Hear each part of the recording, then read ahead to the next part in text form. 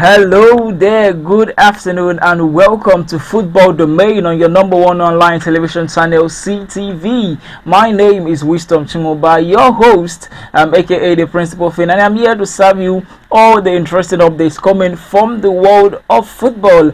Today, guys, I am not alone. I've got a very wonderful guest with me on the show. He's going to be joining us via WhatsApp. It's going to be a WhatsApp call, and he's a very interesting personality. He's a football analyst. He's a writer. He's an incredible guy, and in fact, I need to add this one. He's a diehard Man City fan.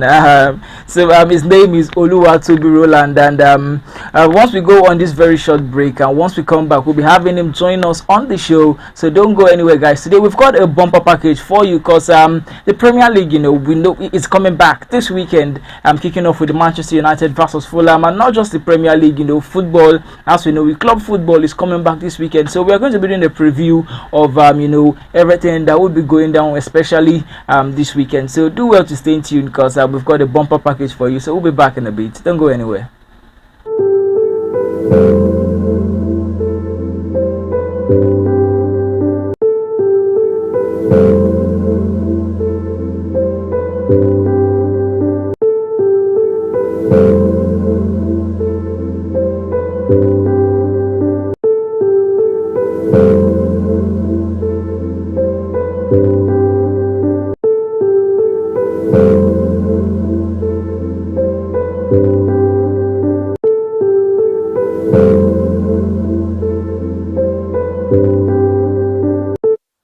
Alright, Lagos, once again, welcome back. You're still listening to Football Domain on your number one online television channel, CTV. Yes, in the good company of yours truly, Wisdom Chimoba, aka the Principal Fin. Before we went on the break, I said I had a guest with me on the show. His name is Oluwatobi Roland. He is an analyst, a football analyst, a writer, and I'm adding this one deliberately because these Man City fans nowadays, they are starting to feel big because they've won 4 league titles in a row. But we're just gonna give them that one. We know United are still the biggest boys when it comes to English football. Roland, it's a pleasure having you on the show today. Welcome. Yeah, good afternoon. Good afternoon. It's nice being here once again. How you doing, and how is the weather over there? Yeah, it's been pretty hot, kind of lukewarm, but we're just there. So it's, as I said, it's a very interesting time to sink our teeth into the beautiful game, into analysis and all, as the Premier League returns this weekend. All right. Okay. It's a pleasure having you on the show, Roland. So let's get straight to all of our talking points, and we are going to be starting, with a preview of all of the Premier League games that would be going down. We've got some mouth-watering fixtures. So many games. Because the Premier League doesn't disappoint when it comes to the fixtures, and we know there are no minnows, especially in the Premier League. So this weekend, especially this Friday, that is the first game of the season. Manchester United taking on Fulham, and then we have Arsenal taking on Wolves, Newcastle taking on Southampton, West Ham will take on Aston Villa, Chelsea will take on Manchester City, there's Ipswich against Liverpool, Everton against Brighton, Nottingham Forest against Bournemouth, Brentford against Crystal Palace, and then Leicester City up against Tottenham Hotspur. So Roland, I am going to come to you first. Later on, we are going to talk about these teams individually, but of all of these fixtures heading into match day 1, which game are you really looking out for? I know we are all going to mention Manchester City versus Chelsea, but that aside, which other game are you looking out for? Right, so fully well, as a Man City fan, I'm looking forward to the Chelsea game, but that aside, side. That's West Ham first of all, then also United up against Fulham. Just many fixtures to look forward to, and we're just looking forward to seeing how all things are going to start up the new season. So there's no match in particular. I'm just looking forward to everything. I'm looking forward to how they're going to fight up our fans. All right, so okay, let's talk about Manchester United versus Fulham. The curtain raiser of the Premier League season heading into the 2024-2025 season. We know this game, especially United versus Fulham, that's the game we're talking about. These two teams, they know how to score goals for fun. In fact, United, have lost just 4 of their last 37 Premier League meetings with Fulham. They've won 24. They've drawn 6 of those games. In fact, they won their last game 2-1 at Old Trafford against Fulham. So heading into the Premier League season at Old Trafford, what are you expecting from a Manchester United side that seem to have a bit of a new image sort of under their new ownership? Yeah, so going into the Premier League opener. This, it's an Old Trafford. First of all, I would say,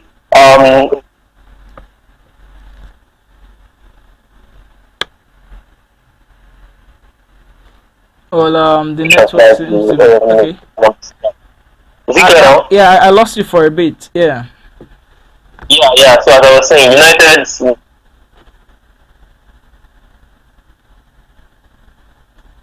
made some new signings, and Real Madrid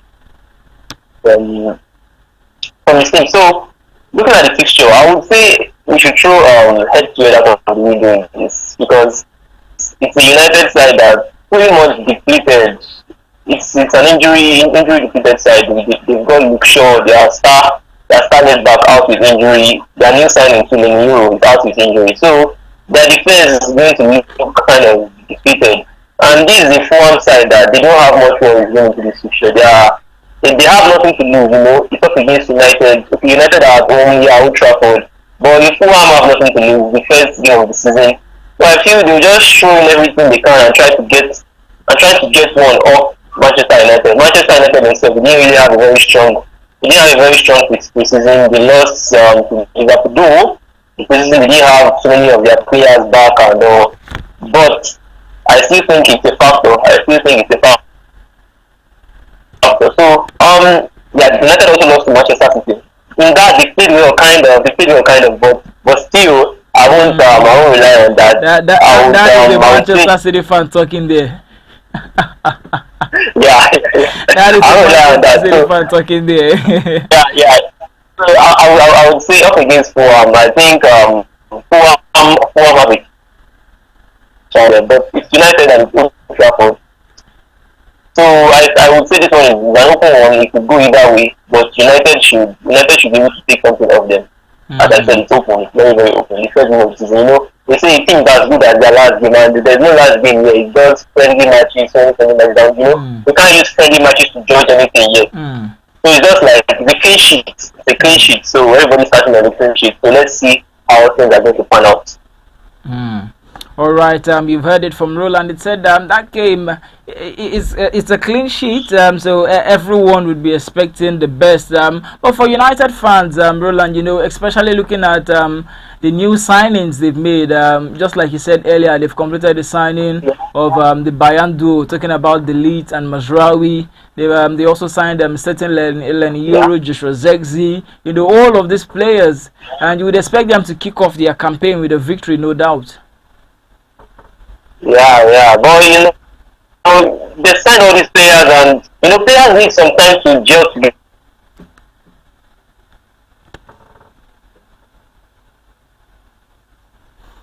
I seem to have guys. I'm sorry about the network connection issues. We seem to have been a bit of a glitch. Okay, I think I've had you. Roland, can you hear me? Is it clear? Yeah, I can hear you very clearly. Is it clear now? All right. Okay, I think this is better. You can go on. Yeah, I said, so the players Man United signed, this will be their first time playing together in the league under their manager. It's going to be the first time. Compared to Fulham side, Fulham they didn't make much signings. I think their major signing is going to be Emile Smith Rowe from Arsenal. and he won't just jump into the starting lineup straight up. So Fulham have a pretty set side. Everybody's ready. Compared to United, who have injuries, new signings, so it's going to be like they are still trying to get themselves compared to Fulham. So it's still going to be very open. Put it that way. All right, okay. So we're gonna move on from Manchester United and go on to our next conversation. But before we do that, guys, we are going to go on a very quick break, and once we come back from this break, we'll continue our conversation with our esteemed guest Oluwatobi Roland. Do stay tuned, please.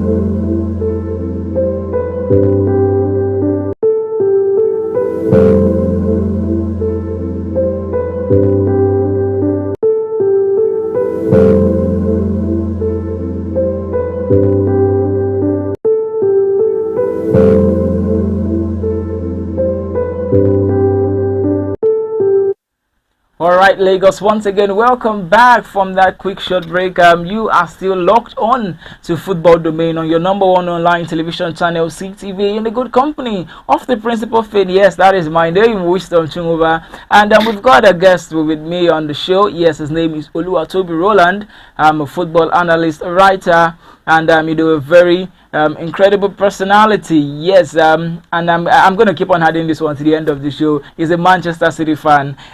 So yes, so before we went on the break, we were talking about Manchester United versus Fulham. That is the curtain raiser for this Premier League campaign. That is talking about the 2024-2025 season. And but moving away from Manchester United, Roland, let us move on to Ipswich Town versus Liverpool. Now, that is one game that, personally for me, I've got my eyes on that game. Why have I got my eyes on the game? Ipswich Town, this is the time, they're coming back to the Premier League after a very long while. I think since 2011, it's been a very long while. And apart from that, am I saying 2011? 2002, yes, that was the last time they were in the Premier League. And for Liverpool, having a new manager, talking about Arne Slot, their preseason, the start of their preseason, wasn't all that nice. But later on, they gradually, found their mojo, and it seems as if there wasn't a difference. It was as if Jurgen Klopp didn't leave Liverpool, because Liverpool still maintained their image. They were playing like the same team. It's funny that they haven't even made any signing going into the new Premier League season. So that is one game I'm really looking forward to. For Ipswich Town, a whole lot of people have said, you know what, they are just one of those teams that would come into the Premier League and be relegated, the following season. But I think the first game of the Premier League season, although a lot of people say the first game, it doesn't really matter, but I think for teams like Ipswich Town, first games like this really matter a lot. What do you think going into this fixture? Yeah, going into this fixture, Ipswich up against Liverpool, I think it's going to be like a blowing off. No, both teams will score. I don't know if you've noticed, like at the beginning of every season, Liverpool always face the newly promoted side, and Liverpool always win. So I think something is going to happen in this fixture. Ipswich Town, I think they came from the League One, then to the Championship, then straight to the Premier League. So I feel like they just it's too early. It's too early for them. They are not that Premier League team yet. They will just come. They rushed in, and they also rushed back out. So I think it's going to be a blowing. Liverpool are going to do them off. Looking at Arne Slot, yeah, he came in. I think he played almost the same style as the former coach Jurgen Klopp. I think Jurgen Klopp, he recommended him, and the board just went for him easily. So, looking at signings, Liverpool, they have a pretty complete squad. I don't think there's anybody they need again to bolster their ranks. They've got a good defense. They've got the likes of McAllister, this defensive midfielder they signed from Wataru Endo. Wataru Endo, exactly. And they've also got a very good attack. There's Darwin Núñez, there is Elliott, there is Mohamed Salah, there is Luis Diaz. So many players. So Liverpool have a very, very complete squad. They don't need anybody. Look at their fullbacks, Robertson and also Alexander Arnold, and I don't think they have any injuries currently. So Liverpool are good to go. But speaking of injuries, what if injuries kicks in during the season? What do you think about that? For instance, if one of their fullbacks was to pick up a knock, or if Wataru Endo, who is their only reliable central defensive midfielder, what if he picks up a knock? How do you think they will replace him? Yeah, I think if injuries come in, it's going to depend on how many injuries come into the squad. Looking at what I went now, if he gets injured, I think Trent could improvise and play the defensive midfield. Or if it doesn't work that way, the coach should just improvise and find. But in the Premier League, a team doesn't just suffer one injury. Once there's one injury, you'd expect about 2 or 3 in the Premier League. So many more coming. But I still think Liverpool have a very, very good squad. They have backup for almost each and every position. Defense is sorted out. The academic players are they are coming in. Look at the fullbacks too. There is Conor Bradley, Tsimikas to replace Robertson, and the other one to replace Trent. So they have a very, very full and complete. All right. So Liverpool don't have much problem. So for Ipswich Town, for you. All right, okay. If for Ipswich Town, they will just go back as they came, no matter how many signings they make. Even if they make so many things, they will still go back as they came, because I don't see them doing anything in the Premier League. They were a very poor and shambolic season. But they performed well. They performed well in the Championship under Kieran McKenna. How come you're writing them off so easily? Yeah, it's just towards they did well, but towards the latter end of the season, because some teams that were supposed to do well didn't do well. Leeds should have taken the second position off them. If I'm not mistaken, should have been Leeds, but they took the second position. Then Leeds went to go and play playoff. If I'm not mistaken, I think it happened that way. Then they lost, and Southampton just took the spot. So if they shouldn't have gotten to this level, they shouldn't have. But the fact that they made it there means that they deserve credit for it. Yeah, they deserve credit for it, but Go on. Yeah, they deserve credit. They deserve credit for it, but I think that it's just a blip. It's just a flash in the pan. The fact that they came far, they went far in the Championship, finished second. Because if you look at Championship last season, the top teams, they kind of falter towards the end of the season. Even Leicester even Leicester shouldn't have won. The just that they picked up in their final 2 or 3 matches. Leeds United, Leicester, Southampton. 3 of them should have been the top 3 teams. But Leeds United just found a way to just fall back. Then Ipswich came into second. Ipswich they shouldn't even have qualified at all. They should have just still stayed there. They wait for their perfect time to qualify to the Premier League. But this one is just like they rushed in. Hopefully if they are McKenna can do very well. Yeah, exactly. They need the money. So and I think even if they get all the money, they need to develop their infrastructure and all of that, and just go back and come back again the next season. All right. Okay. If you look at sorry, I just want to cite an example. If you look at Brentford, I think should I say 3 seasons back or so, they were very, very close to coming to the Premier League, but they didn't. Something happened. So they built a new stadium, did everything, and the next season they came back, and here we are now. Brentford, they haven't gone down since they came. So let's just hope we switch and do everything. Yeah. All right, quite an insightful one from Roland. Well, because of our time, we are going to be moving on to another game that I think is of huge significance. Talking about West Ham United versus Aston Villa. Now, West Ham United, they've made some interesting signings. Very, very interesting. About 7 signings. And then for Aston Villa, we know Unai Emery and his boys, they know how to perform magic and work wonders. But let me just read out some of the signings that West Ham United have made. We know their latest addition is the Spider-Man for Manchester United, talking about Aaron Wan-Bissaka, who joined West Ham United for 15 million. And okay, let me just read out some of the signings that West Ham United have made so you can have an idea. They've signed Luis Guilherme from Palmeiras for 25 million. They added Max Kilman from Wolves, with Foridam, Christianso Somerville from Leeds United, Niklas Füllkrug from Borussia Dortmund. For Niklas Füllkrug, he had a very incredible performance at the Euros. And then there's also Guido Rodriguez, and then Jean-Claire Todibo, a very wonderful defender that was really making the headlines for all of the right reasons, as United were trying to sign him, and then Juventus, and then all of a sudden West Ham United came and hijacked the deal, to show you how they've been deliberate about their movements this season. But going into that game, Roland, and heading into the new season, in fact in general, West Ham United and Aston Villa, I would love to get your take first on the game, and then we'll talk about what you expect from these two teams heading into the season. Yeah, so looking at West Ham United up against Aston Villa, it's going to be a very interesting game. I think it's going to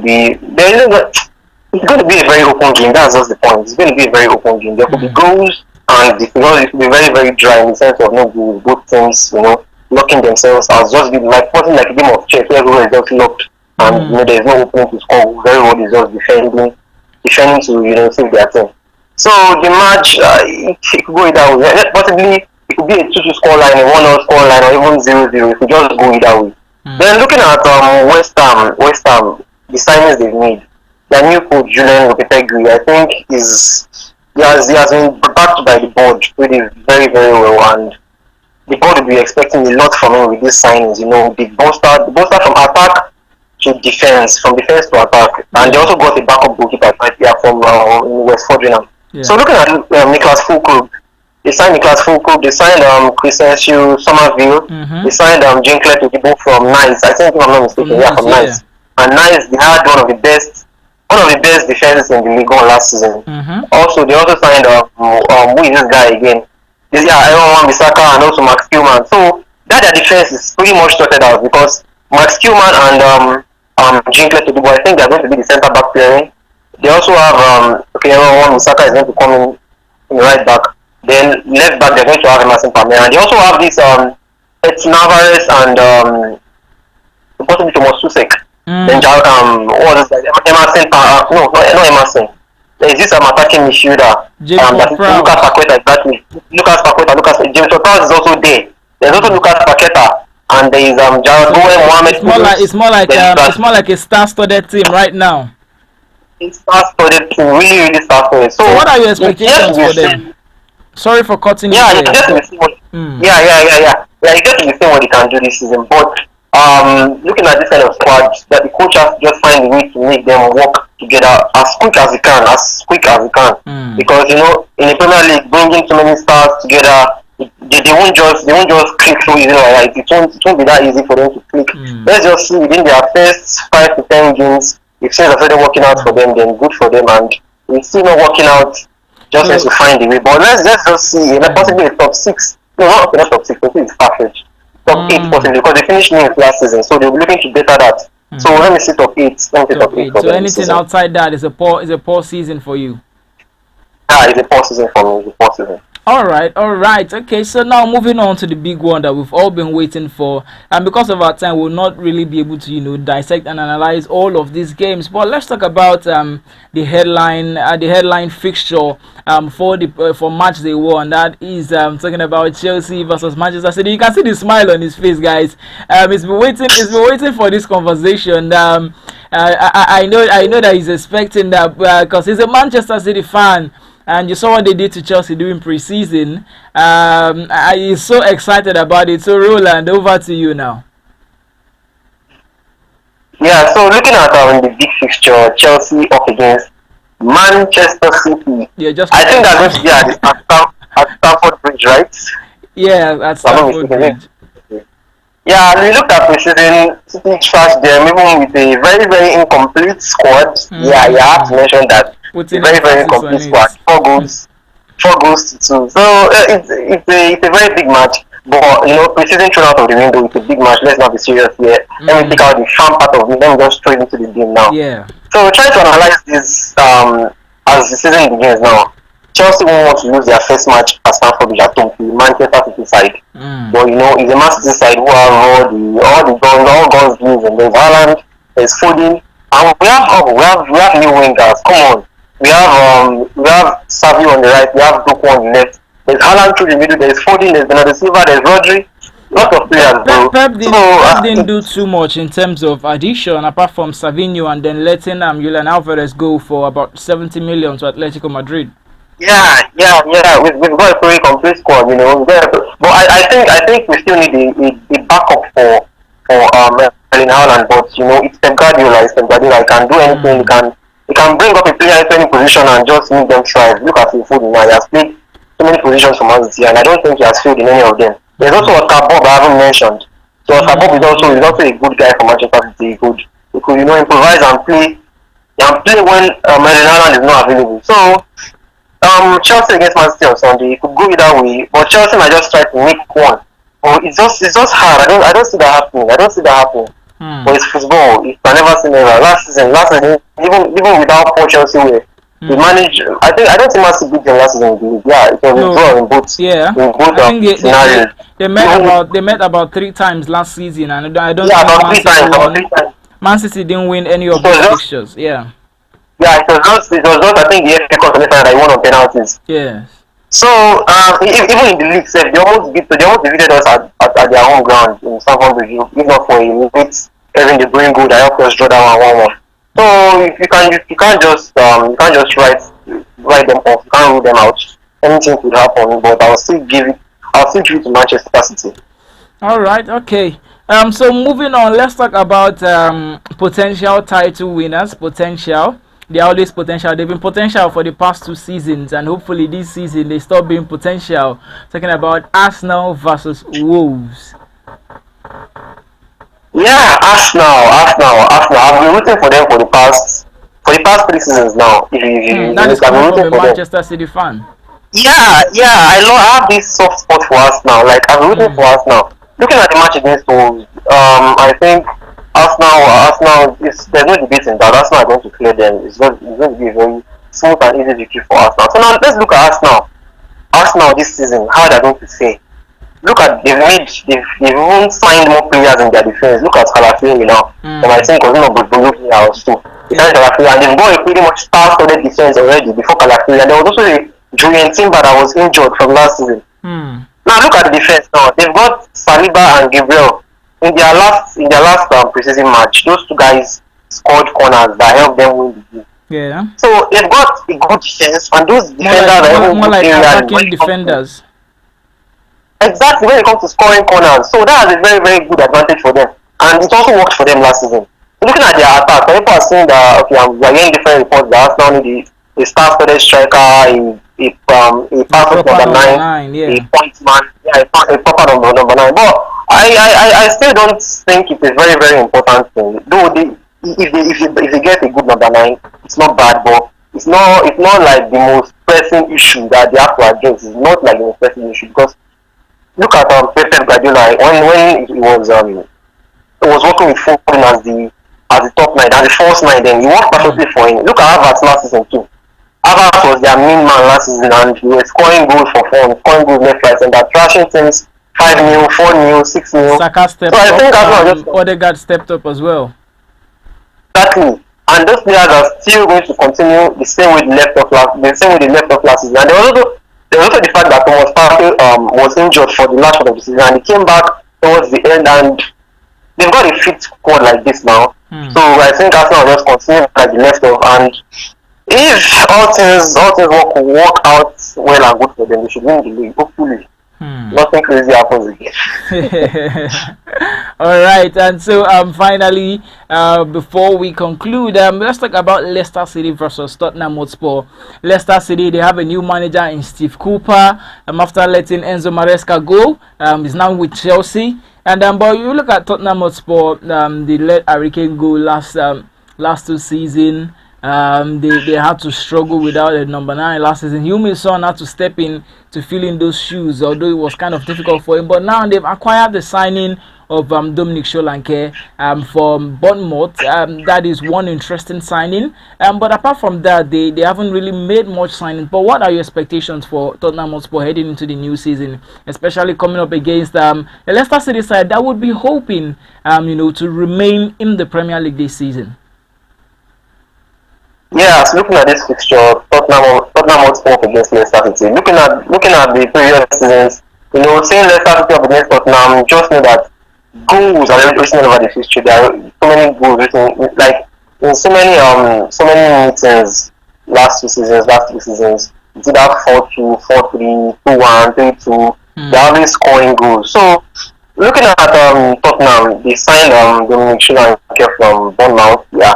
Signed Solanke from Bournemouth. I think the fact that they didn't have a point 9 last season affected them in a moment, and they also had this guy out for a long time, James Maddison. Before Maddison left last season, before he got injured, they were fine well and they were doing pretty well for themselves. Yeah. But as he got injured, and I think Richarlison also got injured at some point, so just had injury problems. They had injury problems. Then looking at Leicester City. Steve Cooper, former Nottingham Forest coach. Leicester City, they left the Premier League. Very pretty much unfortunate for them, but they are back now, and I think they are here to stay. James Vardy, their main man, is still in the club, and I think it sounds so much for them in terms of experience. Yeah, and it's still scoring goals. Still doing well. I think this season is going to be like that super sub kind of player. You just be on the bench. Sometimes you start, you be on the bench most times, when things are not working, you'll come in to try to salvage the team for you guys. And this season, I think they are here to stay. They are back in the Premier League. So let's start against Tottenham this weekend. Possibly, you win for Tottenham. Yeah, you win for Tottenham.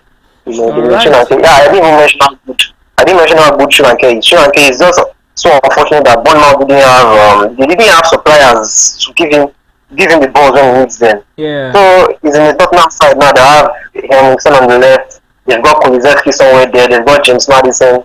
So everything is just working well for him. It's a good thing for him. Yeah, there's also Pedro Porro. Exactly. There's certain Udogie on the left, Porro on the right. So it's just going to go. Hopefully, Ange Postecoglou gets his team fitting together again. All right, okay. So let us just conclude, and let me just get your prediction on other fixtures. No analysis, just prediction. Newcastle versus Southampton. What are you expecting in that game? What's the scoreline? Just a prediction. 3-0. 3-0 in favor of Newcastle. 3-0. Or Southampton, you mean? Yeah, no. Yeah, in favor of Newcastle. That is so you're giving Newcastle a whitewash over Southampton. A whitewash. Wow. A whitewash. Wow. That is an interesting one. Okay. Talking about experienced versus will I say inexperienced or young? Everton against Brighton. Brighton now have the youngest manager in Premier League history, 31 years of age. That's talking about their manager, but I'm coming up against Sean Dyche's Everton. And what is your prediction for that one? Yeah, I think Everton are at home in this one, right? Yes, they are at home. Yeah, Everton, a 1-0 victory for Everton. They just continue the way they left off last season. 1-0 matches, 1-1. It's all about getting the maximum points. You there, Roland? Exactly. Yeah. Okay. So the next one, we talk about Nottingham Forest against Bournemouth. Nottingham Forest against Bournemouth. 2-2. 2-2. Yeah. Okay. I know goals. Okay. And finally. All right. And finally, Brentford against Crystal Palace. Brentford against Crystal Palace. Oh, Crystal Palace is a very interesting side. Under Oliver Glasner. Crystal Palace. Yeah, one thing was Crystal Palace. You know, they signed this guy, Daichi. The guy is just You there? to replace. You there, Rolly? Yeah, I'm here with you. Can you hear me? Yeah, I lost you for a bit. I lost you for a bit.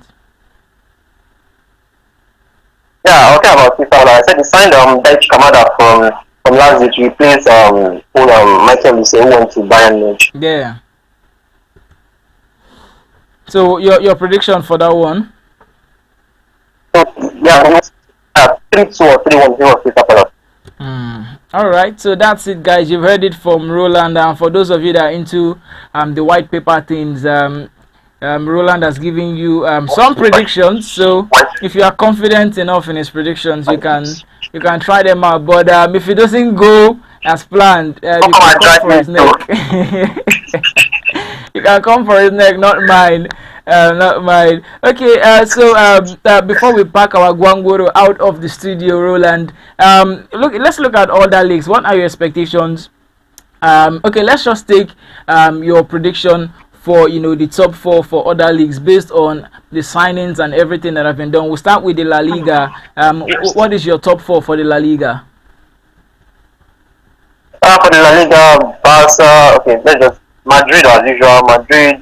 Madrid, Barca, Atletico, and possibly.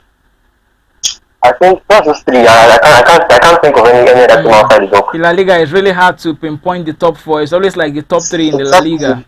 Exactly. Well, for me, I think I'm going to have a certain Real Sociedad or Real Betis, just to complete that. Yeah. They could do well this season. Particularly Real Sociedad, because last season they did well for themselves. So I think it will be the ones. All right. So moving on to the Bundesliga, your top four for the Bundesliga. Bayern Munich, yes, they'll come back. They'll come back. And It's a company's first season. I don't know. It's just hard. But let's just say Bayern, Leverkusen, Dortmund, Leipzig. All right. So that's your top four, and then moving over to the Ligue 1. We're gone. PSG as usual. Then then just give it to the likes of Stade Brestois, Lille. They're just so nice there somewhere. So let's just keep doing it. All right. Okay, and finally, how about we talk the Dutch Eredivisie? Do you think Ajax would come back? Yes. Do you think Ajax would probably come back? Would you think they'll find their mojo this season after abysmal performances over the past 2 seasons? Yeah, this is my favorite league when it comes to the white paper game. They're always good. So looking at the Dutch Eredivisie, I don't think Ajax are strong enough to topple PSV and Eindhoven. Those guys they are scoring goals for fun. They are dominating that league, and I don't. I think it would interest you to know that their season has kicked off already. Their season kicked off last week. Yes, that is kind of a surprise. I'm talking about Ajax. They won 1-0. They won 1-0. Okay, I think that. I think it's just one. Okay, so let me just do a rundown of the fixtures. So if you're not aware, the Dutch Eredivisie has kicked off, guys. Kicked off last week. Yes, I'm talking about Friday 9th of August. So let me just read out the fixtures that went down. Match day 1 fixtures that went down, as well as the scoreline. So we have Groningen, who defeated NAC and by 4-1, and then Feyenoord played out a 1-1 draw with Willem, and then NEC lost to FC 20 by 1-2. And then AZ Alkmaar got the better of Almere by 1-0. PSV smashed Waalwijk by 5-1, and then Sparta Rotterdam played out a goalless draw with Heracles, and then Go Ahead Eagles lost to Fortuna Sittard by 2-0, and then Utrecht were 1-0 winners over Zwolle, and then Ajax got the better of Eindhoven by 1-0. So that was the opening fixture for the Dutch Eredivisie, and on Friday match day 2 would go on. So as it stands, Ajax has kicked off their season on a good note compared to that of last season. Yeah, they're doing. Last season, I think they were pretty much bottom to after the many first 16 games. They had a pretty poor start to the season, and towards the end of the season, they salvaged the team for themselves. So this season, like I said, just look at PSV that I was talking about. They already started beating somebody. They just beat teams anyhow around the league title. 5-1, imagine. They just beat all of them around the league title. Alright, okay. Alright, so because of our... Okay, go on. Yeah, I think this is a very, very interesting league. PSV always dominates them. Also, Feyenoord, Ajax, they fill up second and third. Then 20 AZ Alkmaar, fourth and fifth. That's just the game everything. Until somebody has something good to talk with the others. All right. Well, we know. When Erik ten Hag was back at Ajax were the dominant team until he left, and then PSV had the opportunity. Ten Hag back at Ajax was just like Pep in the Premier League. I think once Pep leaves the Premier League, and then Arteta and co can now start claiming the big boys. But as far as Pep remains here. All right, well, that is just a fun side of me talking. A disclaimer: I'm not a City fan though, but I'm a Pep lover. I'm a United fan. Don't worry, we've been through all the ups and downs together. But our turn is coming. I know my fellow United brethren out there agree with me. Our turn is coming. It's not far off. If it's not this season, it's next season. Yes, it's not far off. Next season is next season. Hey. You can see the violence loads. It's all right. Football without violence, guys. Football without violence. Okay, so Roland. Before we say our goodbyes, we cannot forget the Italian Serie A. What is your prediction for the Italian Serie A? The top 4. Yeah, the Serie A. We had Napoli have a very, very poor season last season. The fact that they are not in Europe this season, you have a pretty good season. And then Inter Milan possibly they will maintain their last 2 seasons from Inter Milan up there. Yeah. Then AC Milan, possibly Juventus, and I think Napoli will come in 4th. All right. That's hopefully they don't lose. Hopefully they don't lose Victor Osimhen, because if they lose him, I think they well, I think Napoli should do just fine, whether with Osimhen or not, because they've got Antonio Conte, who knows how the Serie A works, and and they want to find Lukaku. So I think without Osimhen they should do fine. Yeah, they should. But the Serie A, I think, is one that we need to look out. We really need to keep our eyes on, because everyone seems to be blazing red or talking about Roma, AC Milan, Inter Milan, Atalanta, even a certain Bologna. So it's one that we should keep our eyes locked on. So Roland, really, it's been a pleasure having you on the show today. I've had fun, having these, interesting conversations with you because of our time. Once it comes to talking football, the conversation, seems to be endless. That is, the joy that football brings. So Roland, I have to say thank you very, very much, for creating time to be with us on the show today. It's been a pleasure having you. Yeah, thank you so much for having me as always. Thank you so much for having me. Talking football is very, very interesting thing to do. And we have all the time in the world. We just keep talking. But for now, it's quick for now. So thank you so much for having me. We'll do this again some other time. Oh, definitely we will. We sure will. I'm going to have you on the show next time, definitely. All right. So guys, thank you for being a part of today's show. Thank you to everyone that tuned in. Because of our time, we apologize for not, reading our comments and taking your messages. But really, I have to say thank you very much to everyone that was a part of today's broadcast. The Premier League kicks off on Friday with Manchester United taking on Fulham, and then we have other games that would go on Saturday as well as Sunday, and in fact Monday Night Football is back. Yes, that would be Leicester taking on Tottenham Hotspur. So guys, do well. In fact, I don't really have to tell you do well, because it's football. Come on, there's nothing to say when it comes to football, because we are all football lovers, and I know that you do well to do everything you're doing wisely. For those of us that are into the white paper things, please, I would advise you do it responsibly, because the way this our wonderful country is right now, you can't afford to lose more money if you are not making it. Yes. Okay, so guys, thank you very much once again for being a part of today's broadcast. Guys, do not forget Proverbs 4 verse 7. Wisdom is the principal thing. Therefore, get wisdom. And in all that get understanding. I've been your host, Wisdom Shumba, aka the principal thing, signing out. Do have a beautiful, beautiful evening.